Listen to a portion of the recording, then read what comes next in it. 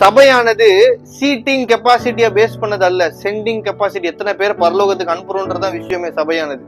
சபை தேவன் பூமியில் எதுக்காக வைத்திருக்கிறாருன்னா பரலோகத்துக்கு எத்தனை பேரை அனுப்பணும், எத்தனை பேரை இங்க சேர்த்து வைக்கணும்ன்றதுக்காக இல்ல. ஆண்டவருடைய திட்டம் என்னைக்குமே பெரிய பெரிய சபைகளே இல்ல. ஆனா நம்மளோட மனிதர்கள் என்னன்னா கூட்டம் கூட்டமா சேரணும், திரளால் ஜனம் வரணும்.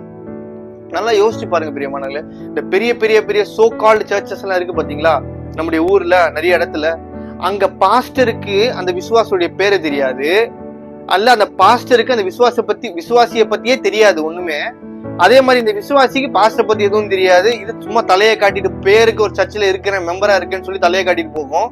அதே மாதிரி பாஸ்டருக்கு யாரு வரா யார் போறான்னு எதுவுமே தெரியாது. இப்படிப்பட்டது ஒரு சபை. இந்த மாதிரி ஒரு அவலமான நிலையில தான் இப்பொழுது இருக்கிறோம் பிரியமானவர்களே. யார் வராங்க யார் போறாங்கன்னு எதுவுமே தெரியல சபையில. அதை